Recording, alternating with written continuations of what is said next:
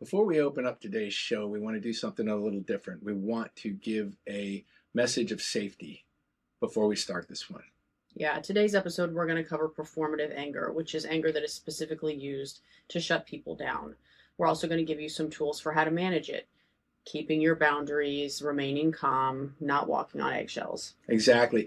The one thing we want to put out for this video and all of our videos is these videos are for dysfunctional, uncomfortable, argumentative, the kind of yelling kind of environments that are so common. All of our videos are for that. But when it comes to extreme situations where you may be in danger, please take caution before using any of the suggestions that we give you, because some of the things that we can tell you in these normal environments can actually be very dangerous. Like we've said before, there are variables to every situation. And one thing you want to keep in mind is that these are for basically repairable environments. But if you are in danger in some capacity or at risk of being physically hurt, we want you to take extra precautionary measures.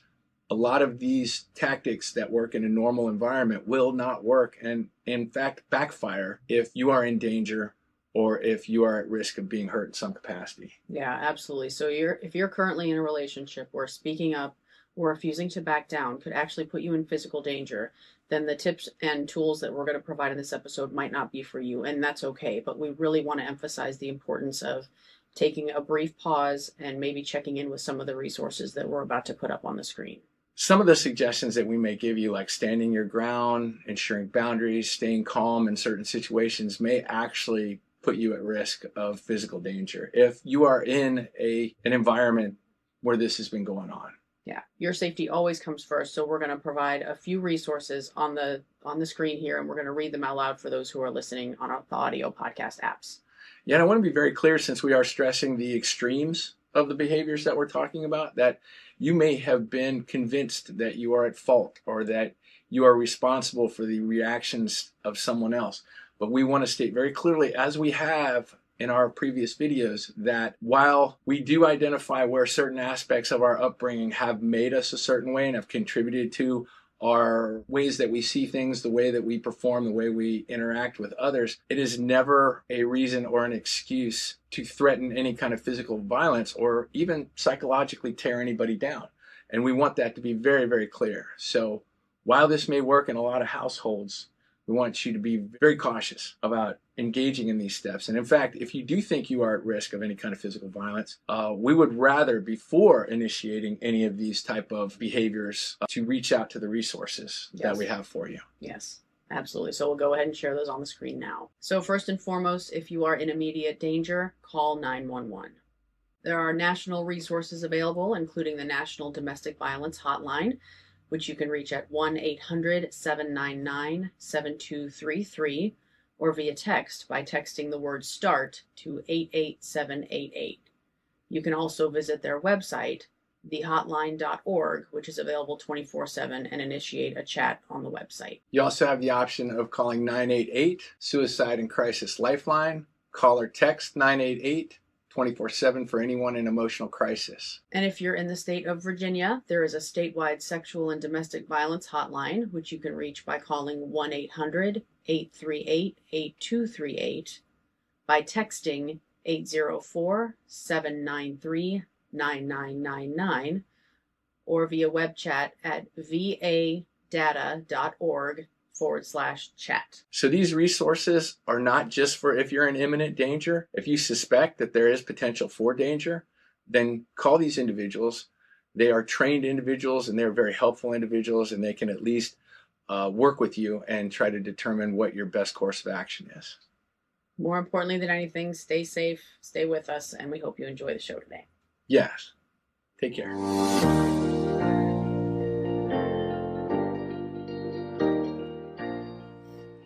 All right, welcome back to Honest Voice. I'm Todd. I'm Carol Sue. A few weeks ago, we talked about anger as data. We talked about how to identify it as a signal, how to take control of it instead of letting it control us. And today, we're going to go somewhere a little different. So yeah, what we're going to do today, we're going to sort of flip the script. Last time we were talking about how we have these patterns of programming that we've gotten since childhood that showed us that certain reactions are appropriate when certain discomfort happens or when certain things happen, that it's normal for daddy to blow up or mommy to blow up or something like that. So we learned those patterns. And what we did in our first show on anger was we talked about how we could start analyzing those triggers, analyzing those reactions that we're having when we get angry, and try to use tools like reframing, changing our perspectives, changing our thoughts and our beliefs. When we talked about the ABCs with cognitive behavioral therapy, talked about the beliefs that we create in those moments and changing those beliefs. So today we're going to talk about how anger is specifically weaponized. Yes. How people use it in their expressions, they use it in their body language, they use it in their voice, their behavior to basically shut other people down. Yeah, so this is a concept that not a lot of us were educated on, and it's something that we call performative anger. So this is the part of the conversation that's a little bit tougher to have, and it's going to require a little bit of an open mind for all of us today, because you may recognize some of these patterns and behaviors in someone you love, and you may even identify some of them within yourself. So it's important to do what we do here at Honest Voice, which is keep an open mind, receive the information as data, and decide whether it applies to us. We wanted to teach you about coping skills because that's important. We want to let you learn about reframing techniques and not taking things personally all the time, and how that is actually a skill to not take it personally. So true. And so that's where we built up the recognition and the ability to handle it and the reframing ideas. And then we went into basically the little lies that are told, because what happens is with the potential dishonesty, which once again is programming that's been put on us. We're not calling out villains here. We're not a provocative podcast, like I keep stressing. And that's not to try to cover the fact that we're a provocative podcast. No, it's just actually true. We're not. It's actually, we really don't want to disrupt anyone. The whole purpose of our show is for even the people that are like hardcore defensive and you can't tell them anything. And there are these people that exist. We want them to think about it. We want them to go, maybe I am doing some of this stuff. We want you to be comfortable, because this is the one thing that we've discovered. All of the discomfort we feel is based on patterns that we've been exposed to. Yeah. And unfortunately, when it comes to discomfort, I believe for those of us that feel the discomfort, we are this way because at one time, something that we did, somebody else around us got very defensive and snapped at us, yelled at us, dissolved our relationship on the spot because of a single statement. And we, in that moment, got programmed that when people get angry, we need to stay quiet. Yeah. So that programming has come to all of us. At one time, this stuff was shown to us. So even people that use performative anger, we're not calling them out here. I mean, in most cases, I don't think a lot of people are aware that that's what they're doing. And once they start doing it and they get certain results, then it reinforces it almost subconsciously. Exactly. That's how they handle situations when they're uncomfortable or they feel at fault. And all of that comes from the shame that we grew up in. Yeah. Because like we said, shame is the most number one communication tactic that is used to change behavior in others. And we have also learned that that change is just shutting them down. So we think it works and we continue using it, and then it gets escalated on a greater plane. Yeah. And I think the sneaky thing about programming overall is that it's so effective that it starts to make us believe that we don't have choices. That, well, this is just the way I grew up, or this is the way I've always been. So we don't realize that we actually have the ability to explore these things, think about them a little bit, and figure out where we can pivot and make different choices. And that's what we're all about, is just identifying things that we thought are completely sewn into who we are as a person, and recognizing that we can make different choices and change the way we communicate. Yeah, exactly. So this is all about getting that awareness, like we always say, because you can't change anything until you're aware of it. Yep. And then practicing with these tools with two talking heads on your TV. They're not in your room to embarrass you. Like we said, if you're getting uncomfortable about information that you're getting from a source like a book or a radio show or a podcast, then we want to encourage you that because this is not actually happening to you, if you feel uncomfortable, then that is worth exploring, a coping skill that you need to develop. Because like we said, words should not provoke us. That's right. So just a quick framing of what we're going to be talking about during this episode. So to differentiate performative anger from the topic of anger that we discussed a few weeks ago, performative anger is anger that is used as a tool. It's not a loss of control. In fact, it's the exact opposite. It's the exertion of control. It's somebody using the performance of anger to either shut someone down, stop them from pushing back, or leave them alone. Whatever it is they're looking for, they use that anger to get what they want in the moment. Yeah. And this is really important because I didn't even know that this existed. Same. And in our book, Disarming Anger, if you want to know more information about anger, it's all in the book. Basically, both programs came from that book. As I've mentioned before, I was with Fleet and Family Services, and just a shout out to all of the people that work at Fleet and Family Services. These guys do really awesome work for our Navy sailors Yes. in need. But one of the jobs that I had was what used to be called domestic violence awareness, but it's domestic partner violence and awareness and prevention trainer. So I would go to different commands and I would tell them about what domestic partner violence looks like. And then, of course, get the commands involved in recognizing this stuff and also providing the resources. But the main thing that I thought was really interesting was that I also taught what we called BEAMS, which is an anger management class in Fleet and Family. The interesting thing about that is that when I started getting educated in the domestic partner violence, BEAMS was not effective because anger management worked for the people that we spoke to in our last show about anger. Right. And that is the triggers, the patterns, the programming that we've had growing up that literally makes us uncomfortable inside, and we act in a defensive manner and it comes out as anger, which we identified was a fear-based response because people are afraid of being exposed, feeling uncomfortable, feeling that shame that has been programmed into them. But for this show, with people that engage in performative anger,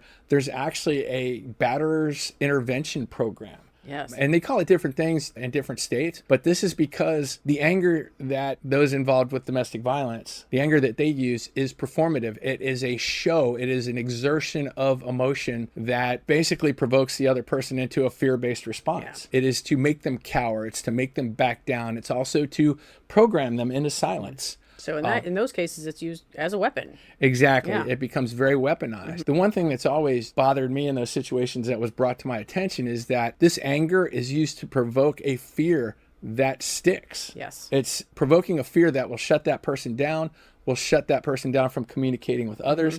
And the thing that has always been a telltale sign or a red flag for me is that if you have a partner that doesn't like what you tell your friends, they're making that the bigger problem than their behavior. And this is very common also. Yeah. It's more inappropriate to talk about somebody's bad behavior than it is for them to provide that bad behavior, which is mind-blowing. It is. And I say it all the time. So you're more angry at me because I mentioned it, but it doesn't matter that you're doing it. You're doing it, exactly. Yeah, just like that saying they always have, that people that are provoking you, they'll always try to blame you for your reaction, but they'll never take responsibility for what they did to provoke you in that position. We brought that up in bullying too, because that's right. another problematic issue that we even witnessed in the workplace.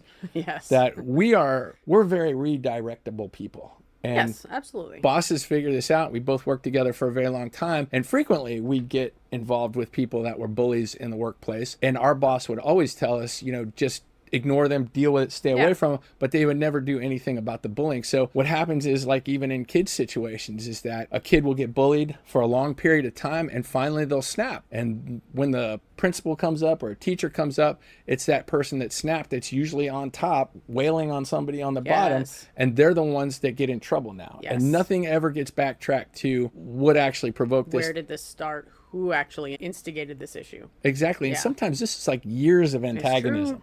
And those are the things that we're trying to bring to everybody's attention, because the intervention needs to go towards those that are provoking it all the time. And that's why we say, especially in our leadership series, that you must attend to the little things, because those little things get bigger. And avoidance of handling disciplinary related problems is one of the biggest flaws we see in leadership environments, is that the bosses are like, I don't want to deal with it. And then it gets worse. It's true. You want to believe in your brain, oh, well, this is probably just a one-off. A, it rarely is. And B, as a person in a leadership position, whether you're a boss or a teacher or a parent, if you don't identify the small concerning behavior, inevitably it will grow into much bigger and maybe scarier behavior. Exactly. So what makes this episode so different from our first anger episode is that everything we talked about in the first anger episode was about anger that feels reactive and feels like we don't have a choice about it because it's programming. But all of those techniques that we discussed in the first episode are completely counterintuitive here. This is a different kind of anger. It's chosen anger because it's really just, again, an act, a performance used to manipulate the receiver's behavior. Exactly. So think about it. Just a quick recap. Reactive anger is anger that is triggered by an event. Something happens and they blow up because of the programming and what they're used to reacting to. And with that, after the calm down, it's usually followed by a reflection and an apology. I'm sorry I blew up, for those who take responsibility. Yeah, a feeling of embarrassment or shame, and hopefully an apology. Yeah. And the person usually feels bad afterwards. And even if they don't apologize, like you have those stoic kind of individuals that like an apology is weakness. Oh, sure. Yeah. NCIS, Gibbs, I love to you, man. I love you, Mark Harmon, but man, that was just a bad Just lesson. one apology, just one in 20 seasons. It's not a weakness. I mean, and when you think about it, and I want to reinforce this right now that we're making a joke about it, I'm always saying the things that you can't do, that's indicating a weakness. Yeah. If I can't talk about it, I can't interact with somebody, those are things that are identifying a lack of coping skills, a deficiency in your coping skills. There should not be any topics that we can't talk about. The issue is when you really define what you can't talk about is you are more concerned about how it's going to feel if it doesn't land right. Like if I, Yes. especially this is ongoing, I'm seeing a lot of articles on this with males. The problem is they try to disclose something deeply emotional and they're made fun of. So now they get that, oh, you're being a sissy, man, or something like that. So now they get that feeling of shame that's associated with sharing their feelings. Yes. So that becomes very problematic. And that's where a lot of this stuff comes from. It's just, like I said, reactive programming. So they're afraid that if they apologize, then they're just going to get berated more. Like, well, you should have never done it. So That's right. why do you even start that? So a lot of people just after a bad situation using this kind of anger, they either apologize or they want to act like it never happened. Yeah. Yes, so common. So that's what we talked about in our last anger episode. This time we're going to talk about performative anger, which is triggered by a goal, not an event. It's a very important distinction here. So my goal is to stop you from questioning what I'm doing, or in my mind, criticizing me or judging me, or making me actually acknowledge what I'm doing wrong. So now I'm going to perform anger to get you to back away. And so at the end of the performed anger, the person who performed it feels satisfaction. They got what they wanted. Hopefully they got to avoid a tougher conversation, probably about their own flaws or what they contributed negatively to the interaction. So this gets reinforced, unfortunately, by results. So if it works, if someone performs anger to get you to stop questioning something they're doing, then you as the receiver will go, well, I can't talk to this person about that anymore, so I'm not ever going to point anything out. And then they've won. Yeah. It works, which is why it's reinforced. Yeah. And there are a lot of other, in some cases, in extreme cases, it's also sort of on a spectrum where those that engage in this kind of performative anger also engage in a lot of very dismissive responses to emotional things. This is where gaslighting has become really popular. You're overreacting. Yeah, even though it's sort of a clinical term that came from a very old 1940s movie. Very good movie if you haven't seen it. It's very interesting. It's thrown around a lot and out of context quite a bit, but gaslighting is basically just trying to make you think that what you're saying is not true. Basically trying to make you believe that you're perceiving it wrong, you're overreacting, you're being too sensitive. That's right. And all of those things are components of performative anger. Yes. So the first kind of anger, the one we talked about a few episodes ago, that's human. That's, again, programming that we're trying to unpack here. The second is a pattern. It's a pattern that we want to explore so that you can figure out how to identify it when it's happening to you and not to respond to it and not to perform it yourself if it's something that's slipped into your toolkit. Exactly. Yeah, and I will tell you one thing that you're going to notice. You are getting into our material and you are exercising those coping skills or practicing those coping skills, you're going to be calmer in these events now because you're going to see that you really have nothing to fear. So what we want to talk about a little bit is why this keeps happening, why it's so common for people to use performative anger as a tool. It's because behavior that gets rewarded gets repeated. So if it works, as we said, if it works, why not use it again? We're going to dig in a little bit to why performative anger is so common and why it keeps happening. And it's really as fundamental as if it works, we keep using it. If you bring an issue to me that I'm uncomfortable addressing and I go, are you seriously bringing this up right now? And it stops you from talking any further, I'm going to keep using that because I'd rather stop the conversation instead of fix a behavior I might be a little bit ashamed about. Yeah, and that's a really good point. And this is a good parallel right now because when we talk about shame, even though we say that it's a completely ineffective way of handling somebody else's behavior, even after we've told people that, they still continue to use it afterwards because they see the outcome, and the outcome is that person will shut down. But they're not shutting down for the reasons that you are intending. And this is a good parallel because this is exactly the same thing. You think that you're succeeding, but you shut them down and there's no actual communication going on. It's one direction, it's extreme control, and the other person has absolutely no voice whatsoever. So what our brain is doing in the background, every time we have one of these interactions where let's say that I yell at somebody to stop them from correcting something that I'm doing wrong, is my brain makes a little tick mark on the back that goes, ooh, that worked. I didn't have to apologize. I didn't have to change my behavior because I just told them I was overwhelmed today and I didn't want to deal with it. So your brain keeps score of what works. And that's what turns into programming. Well, this works every time, so obviously this is how I respond when I'm held accountable for my behavior, is I yell and have a little tantrum, and then I don't have to deal with it anymore. Exactly. Yeah. So this is how it works. The person who brings the problem forward, once the performative anger person starts to shout, that individual backs down and goes, this isn't worth bringing up anymore. Exactly. The subject gets dropped. The person who's engaging in the bad behavior doesn't have to own it. Yeah, I sort of mentioned that in one of the previous episodes. That was our whole program for whoever has the problem has the floor, because it's very consistent. We've gotten a lot of feedback from listeners that they run into situations very frequently where they try to bring something to their significant other, and it gets met with this again, or why do we have to talk about it? Why are you always picking at me? It's okay for you, and all these things that just shut down communication. But that problem doesn't get solved in that moment. It's still there. You just shut down the communication aspect of it because that person doesn't want to take responsibility. And then once again, they don't want to affect changes to something that has to be identified as a problem now, because they don't want to face that either. There's just so many variables that are derived from insecurity that contribute to these reactions. So whether it's something that you're doing at home, I just don't have time to talk about this right now. Your kids stop bringing problems to you. Your spouse stops bringing concerns to you, questions. Your employees stop pushing back. Yeah.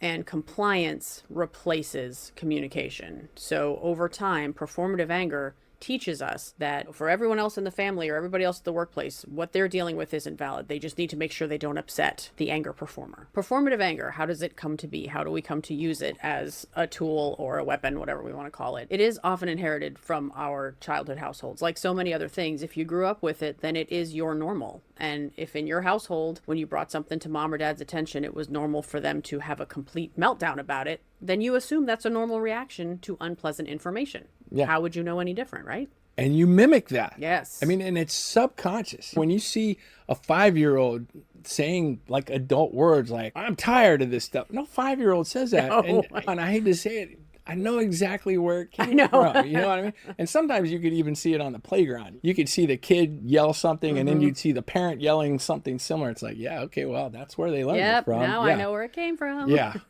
So it is programming patterns. But once again, we're not calling anybody out here. This is stuff that's gone on for decades, sometimes generations. The grandparents that treated your parents that way, that ended up treating you that way without any deflection. This is, once again, reinforcing this is all socially normal. Yes. Everything we're talking about, but it's so dysfunctional and it's so destructive to relationships and communication. That's what we're all about here. Yep, exactly right. So we know that programming is a big part of performative anger.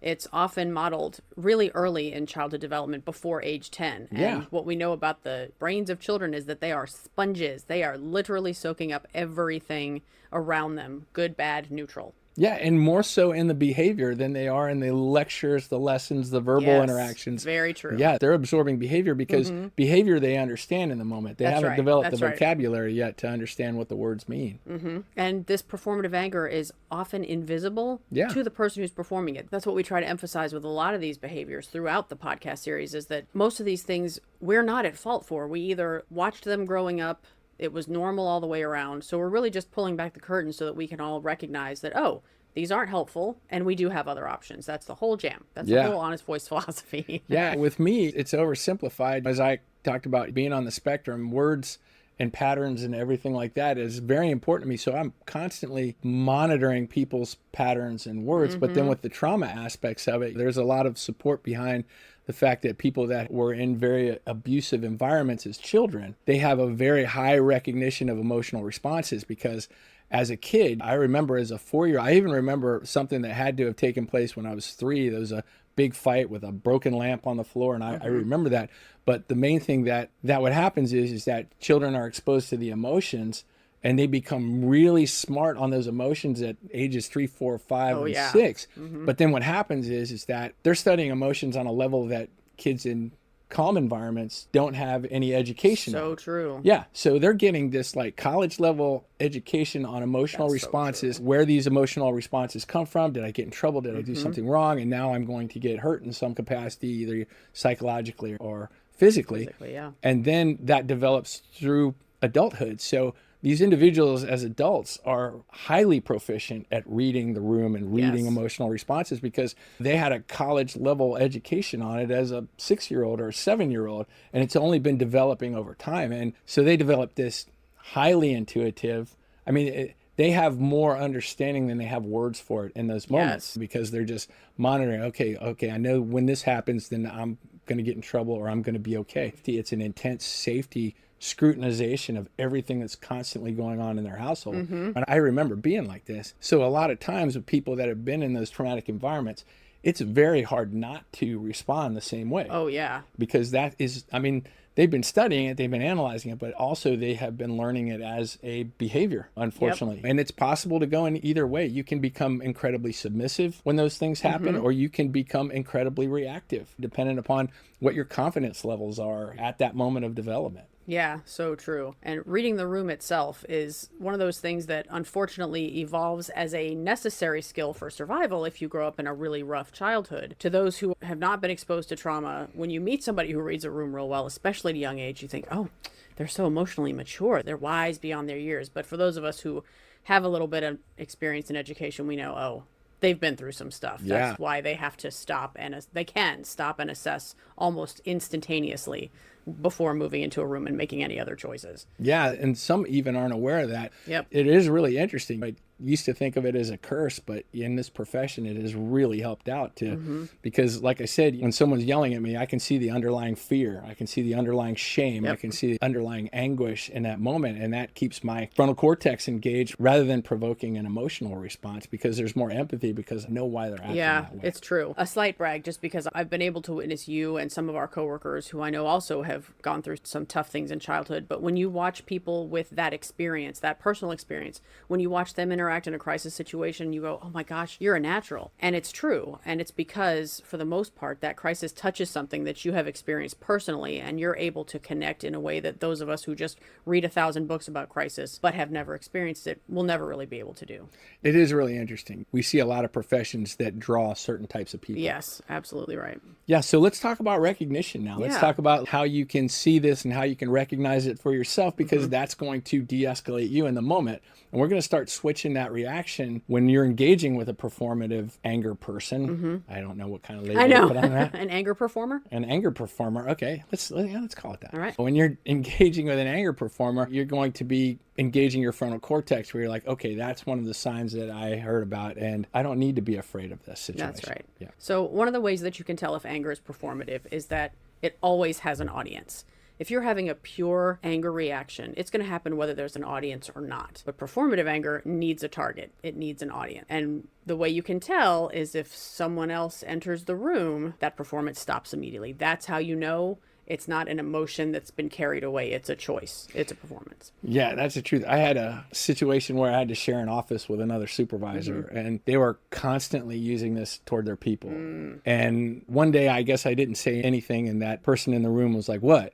And I'm like, I just don't see a purpose in getting angry at your people like that. And they go, I know I have an anger management problem. And I think I might have mentioned this in a previous episode. You've told me you get mad at our boss. And they were like, I know. I'm like, well, you don't snap at them. And they looked at me and like, well, I don't want to get fired, stupid.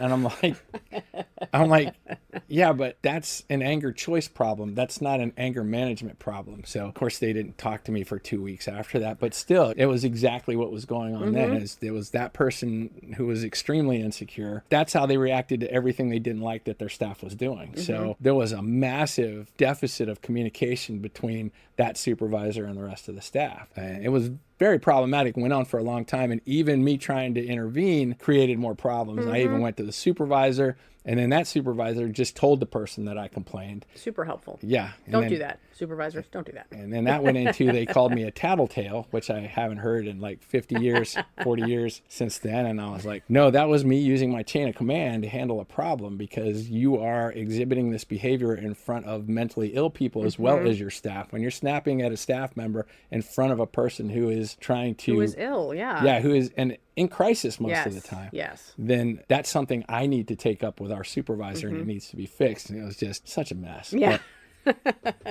That person stayed much longer than they should have.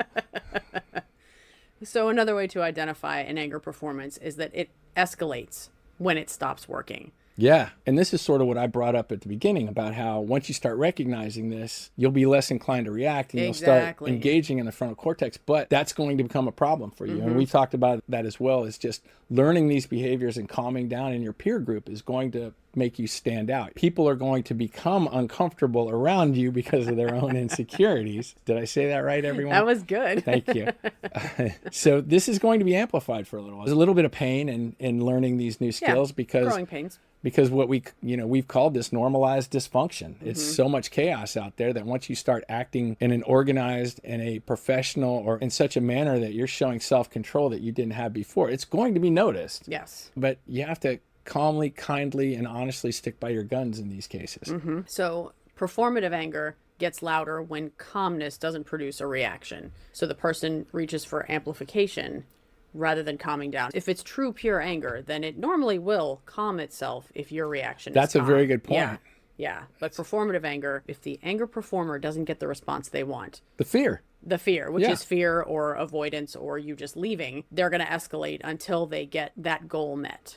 That's how you know it's performative. Yeah, and that's something I brought up before also, is that also they may do it because they recognize their behavior in the moment and they're embarrassed about it. So they double down. Yeah, they double down. There's a strategy to try to needle at you and provoke you to a degree that you will also be acting inappropriately. So in their mind, it's a level playing field. And then we're even. Yeah, I have been a victim of this kind of interaction. So once you start mastering this, it's going to feel good. It is. But I have to tell a really quick story here. When I started analyzing and researching road rage, there were certain stages of progression. So when I started realizing that, why should I engage with somebody on the street that I don't even know? Then what happened is instead of getting angry, I started like smiling and waving to him like, you're not getting me mad today.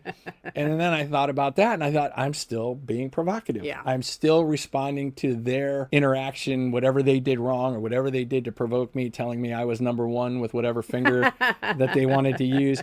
I was still reacting like, haha, you can't hurt me. But that's still being controlled by them. That's still, true. That's true. So there's a certain progression. So I'm warning you, when you start adapting these new skills, they're going to feel powerful. Yes. You're going to be like, I am in control now. I'm not being controlled by another person. So try not to be smug. Try to be catering to this person and realize that they are also stuck in a pattern. So like I said, we're not calling anybody out. We're basically trying to help both individuals, the victim, and I will call you a victim of this kind of behavior, because no one should have to deal with this kind of screaming or whatever. And we are also trying to cater to the people that are stuck in these patterns, because we were those people. We were exactly those people. I know there are times in my life where I have acted angry because I didn't like what someone was saying, and I wasn't going to let them have some kind of power over me in that moment. So I know I've done this exact stuff, and it's not helpful. And it doesn't bring anyone closer in any capacity. No. And as we're always saying, anger performers, along with all of our other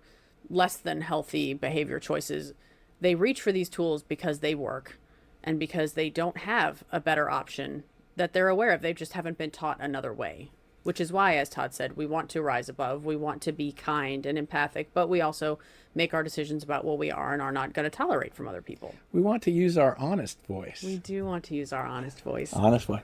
I just enjoy gesturing at it. I know. Yeah. Same noise as the pause. That's right. The angels sing. That's right. The next tell number 3, the anger is always your fault. And this is where we talked about gaslighting already. Yes. So we sort of covered a few of these things. You made me do this. We've already talked about this. We've talked about this since, I think, episode 1. Or maybe 00. Yeah, in our intro thing about nobody makes you do anything. This is your choice. Response. It's a choice.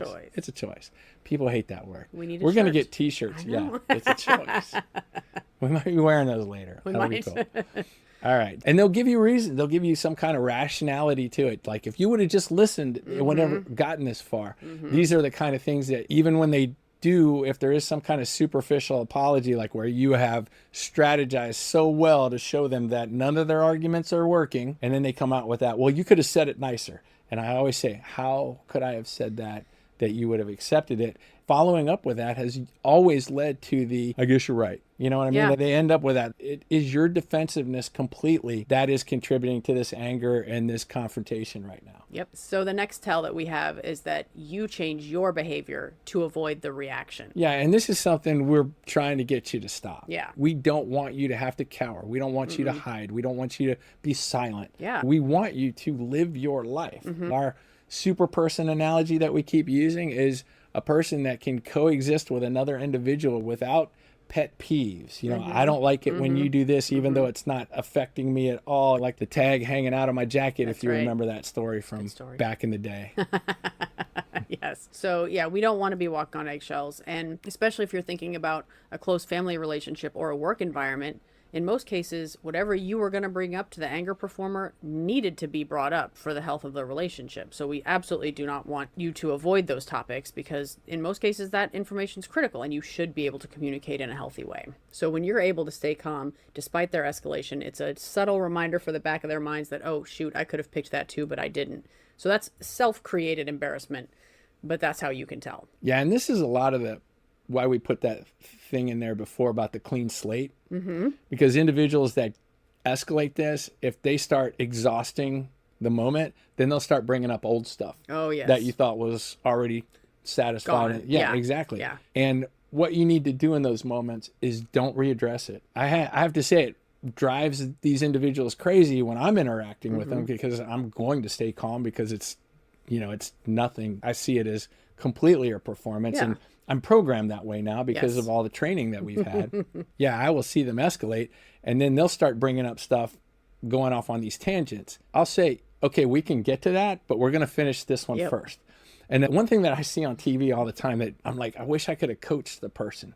But like, there was one interview that I was watching where the interviewee was asking a person, didn't you do this thing that was not very popular and you were supporting it? And the person came back with, well, you've done that too in your broadcasts before. And I was like, no, don't go down that tangent. You know, don't let them take you there. And then the question never got answered. That's now. right. All the person had to say was, yeah, that was then, but I've changed my position now. I've got more information. When we become more educated, we change our That's ideas. right. When you know better, you do better. Exactly. Yes. But that defensiveness just derailed it. And this is what a person in the performance kind of anger will do. We'll start bringing up stuff just to throw you off the topic.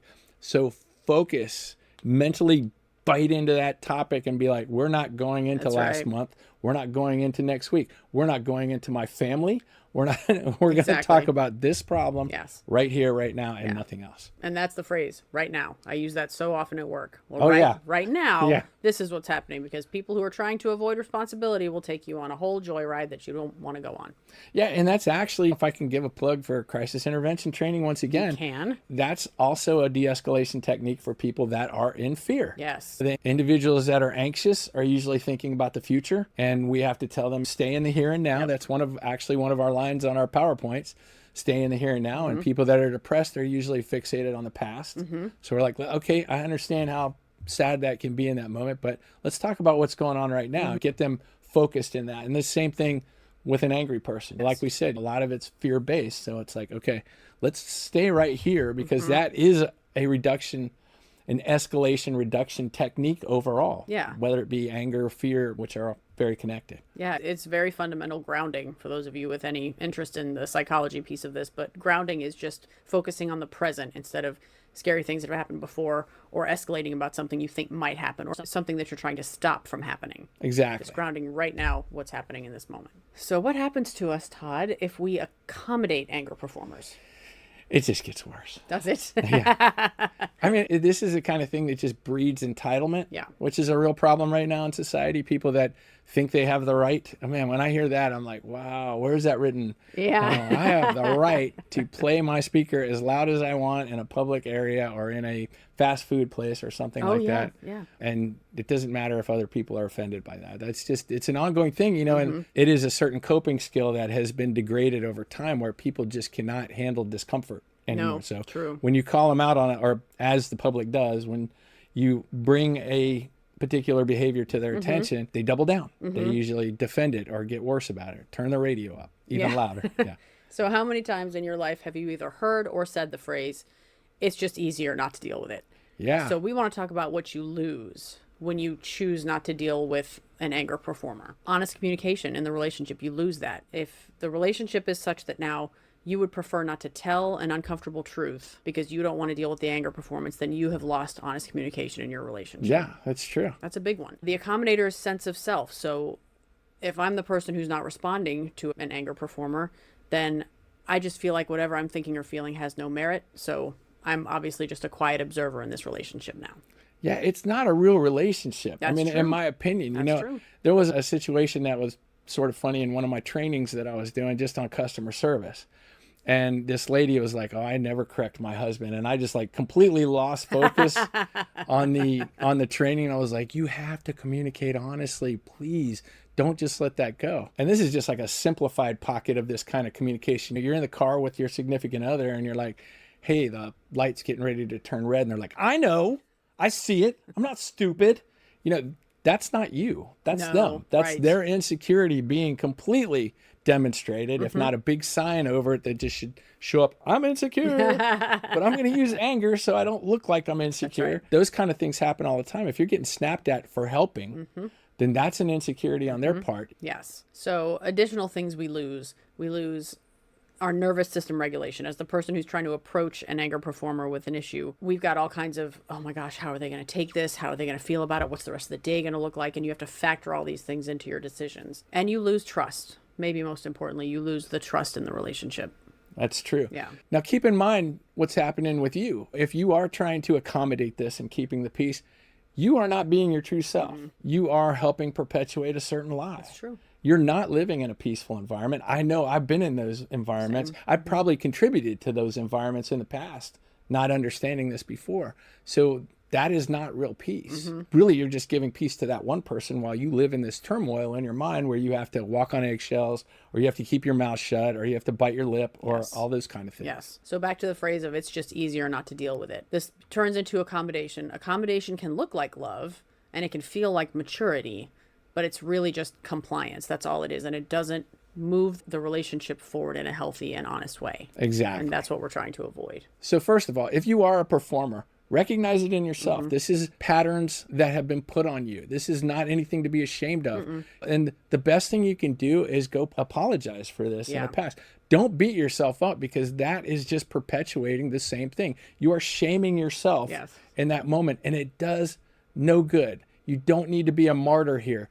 You need to be somebody that now is going to change that path and say, "Hey, I am so sorry." And I have directed numerous people during CIT programs. I mean, I've had people that are just staring at me when we go on break, and I'm like, "What's up?" And they're like, "I have been a total jerk my whole life." One of our best friends says that as an intro. Before CIT, I didn't realize how mean I was actually treating people.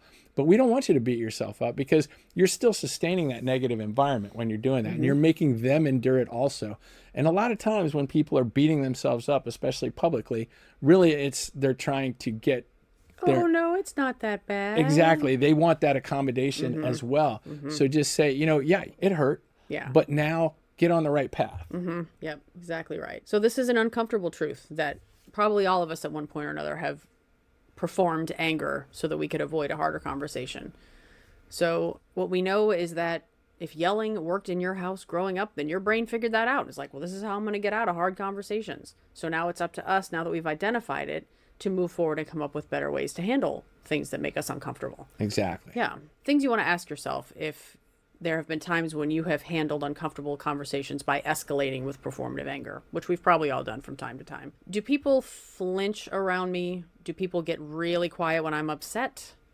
Does my partner stop bringing things up? Do I feel relieved when conflict ends, even if nothing was resolved?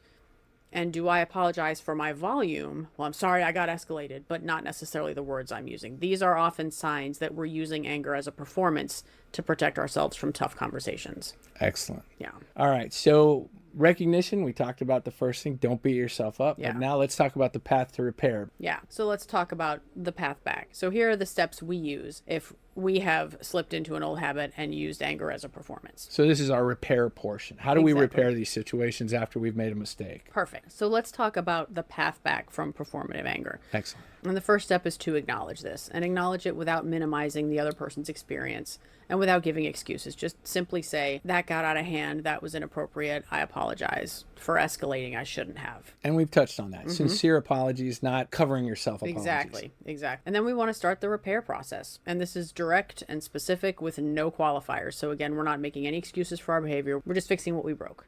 Yeah, and remember the receptivity part of it. state it in the way that you know that the listener is going to hear it. I am really sorry. I have been using anger to control, and I didn't even realize it. And I want to do better now. So I want better prep. I want you to identify when I may be getting escalating, and let's come up with a signal. Like if I do start getting escalated, because this is sometimes for some of us decades of reinforcement, or we've been using this behavior so long. So tell your listener, tell the person that you're close to that if I start getting escalated, find a moment to interject and say, can we pick this up a little later? Yeah. And that's it. And that'll be my cue to realize that I'm acting like this again. And I'll see if I can regroup. But if not, then we'll go to different corners, calm down, and come back and try to readdress it. Perfect. And then step 3 is we're going to replace this behavior, this performative anger, with some of the tools that we talked about in the first anger episode. So go back and refresh yourself on those. We want to pause. The pause. The pause. If we feel ourselves getting emotionally escalated, we want to physically stop and breathe until we're calm again. Those of you who are skipping around and not watching these in order, the pause is like what we think is a message from beyond. Like, we really do. This is the tool. If you can pause, like most of our problems occur in society because we don't take that extra moment just to think about what we're about to say before we say it. We react before we roll even through it. Yeah. Yeah. So that's why the pause is so important to us.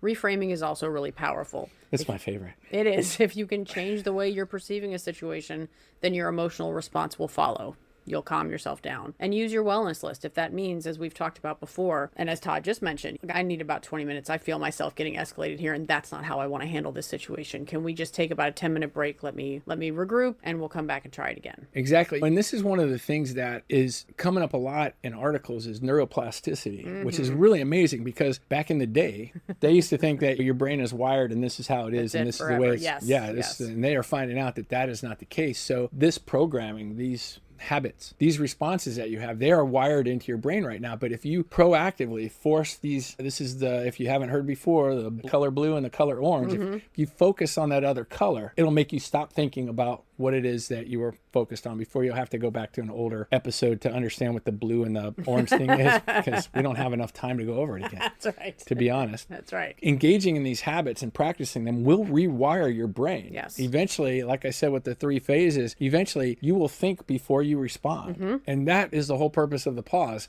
is thinking before you respond, which if you analyze your behavior prior to that, you weren't doing it. That's right. So this is a single behavior that can change so many other things that ultimately, when you practice, will rewire your brain for this this type of behavior. Yeah. So whereas the work feels very clunky and arduous as you're making these changes, once it's second nature, it's amazing how freeing and how easy it is. So it won't be tough forever making these changes. Just an encourager. It gets easier. It does. And just remember, it's like we've been saying about everything else. This is big changes. For some of us, this is decades of programming. And if you've been in a relationship for 5 or 10 years, this is going to be a major change because we're pretty sure that you've normalized this behavior for a long time. So there's going to be some doubt. There's going to be some skepticism. So for everybody watching here right now, remember the clean slate analogy. Yes. Don't throw in little passive aggressive things like, well, I don't want to make you angry again, or, oh, you're slipping again.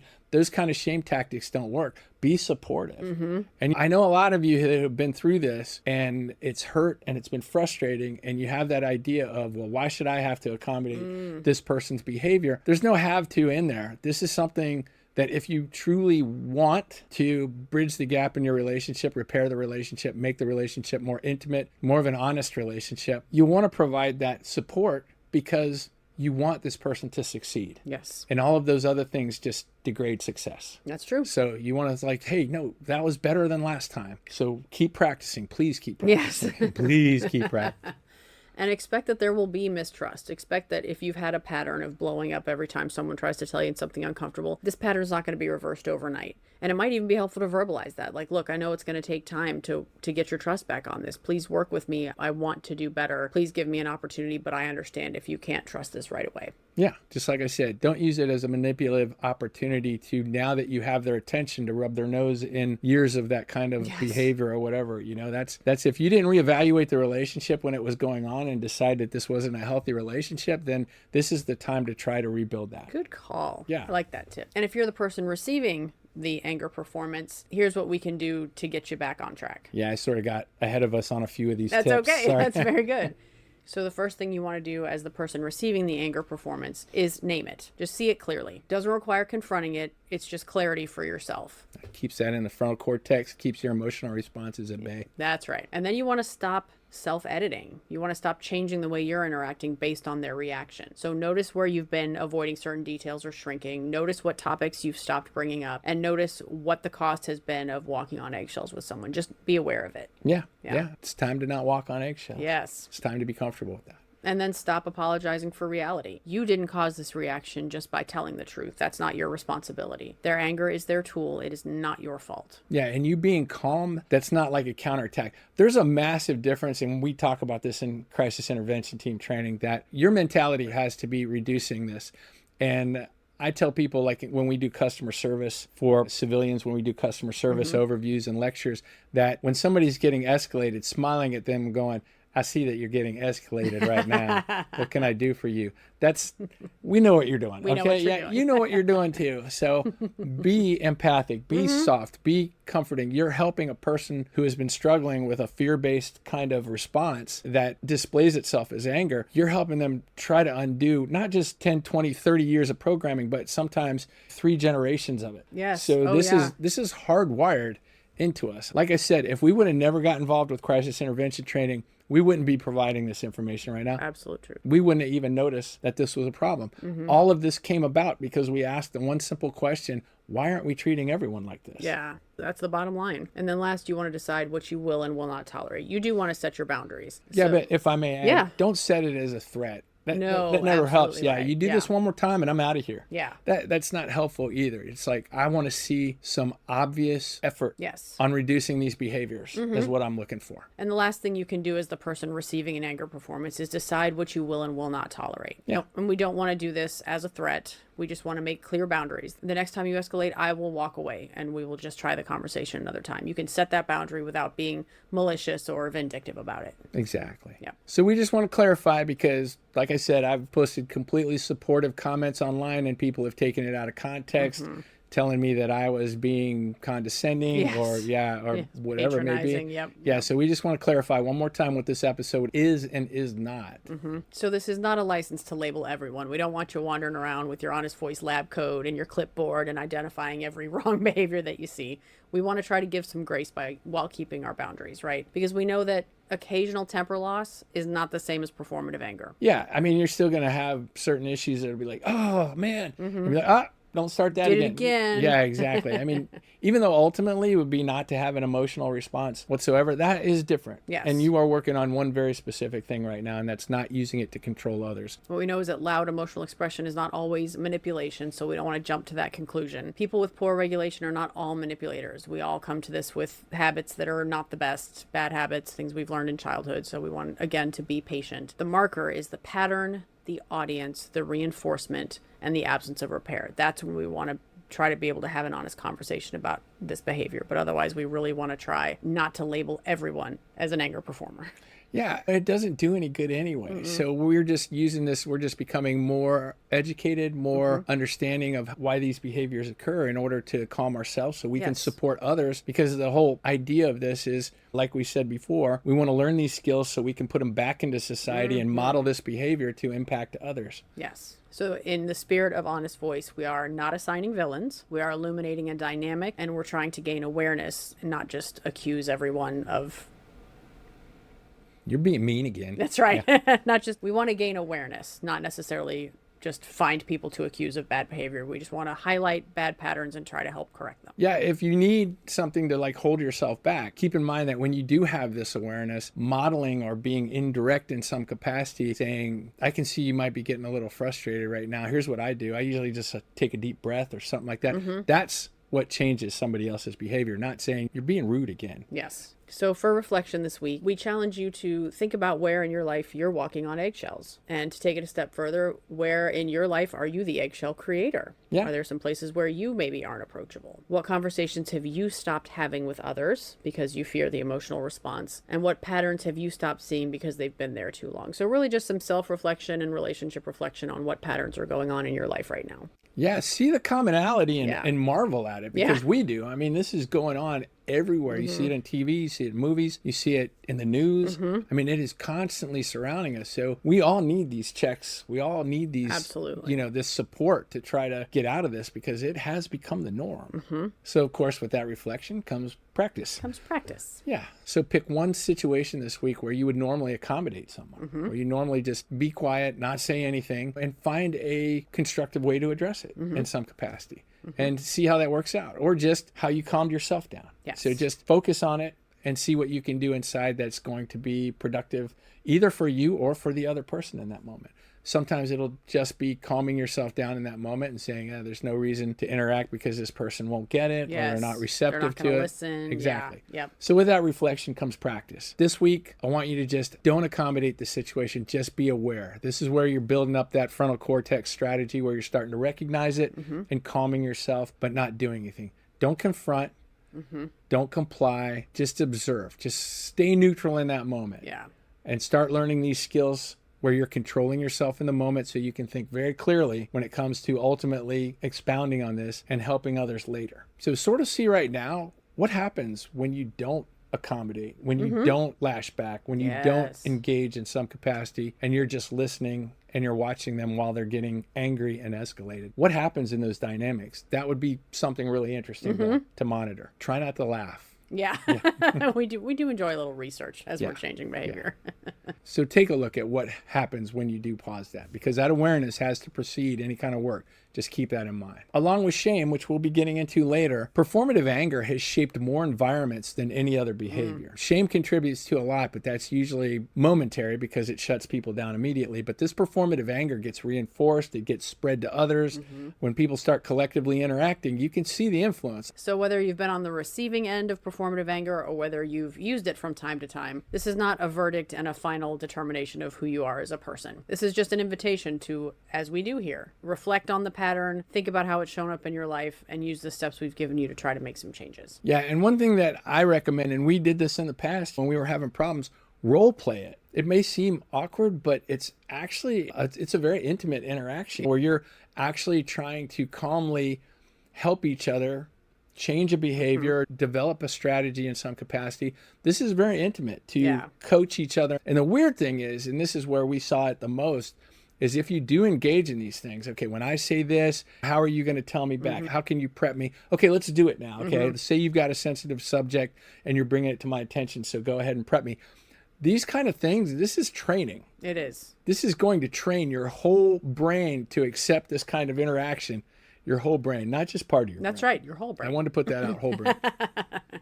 Where it's going to train you to respond to these interactions now as if they're a role play, which means there will be no reason for you to get defensive. There'll be no reason for you to get angry because it's just an act in the moment. Yes. But ultimately, these behaviors will take over. And this is part of the reason why we do role plays and crisis intervention training, because we act it out. We want to get out of the discomfort of being in this different situation. We want to make it more familiar to act in a more appropriate way than the ways we've been acting all along. Yeah, and sometimes it's as simple as when we're trying to figure out how to communicate better about a topic, Todd will say, here's something you could say to me that would be helpful if I'm spiraling. Say this to me and I'll know that means I need to take a minute and take a breath, and then we can continue.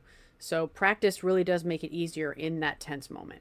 Yeah, remember one of the things that we push all along is, your experience prior to whatever relationship you are in at the moment has absolutely nothing to do with the person that you're with right now. You may have got some tools here and some tools there, but a lot of this doesn't apply to the person you're with. So this is the opportunity. This is proactive relationship building. You are building something you don't have in the moment.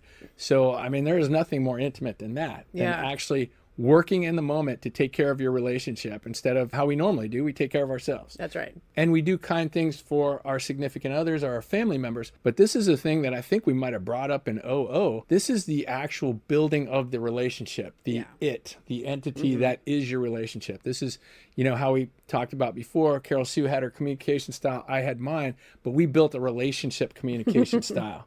And that's what this is right now. This is changing behavior and building it into the relationship part of your interaction with each other. Perfect. So we encourage you to reflect on your own patterns and try some of these tips to communicate with anyone in your life who might be an anger performer. And remember that these things take time, and we're doing the important work of identifying where we're having some frustration or some difficulties in a relationship that's obviously important to us if we're still sticking through it, right? So have patience with yourself, have patience with each other. So take some time this week to practice these new skills. If you find yourself getting hung up, just reach out, send us an email. We're happy to talk through specific issues with you, and just have a little patience, because these things take time to turn around. But if relationships are important to us, then we put the time in to try to correct what's not going well. So thank you so much for sticking with us this week. It was a great episode. We hope you have a wonderful week, and we'll see you next time. Take care.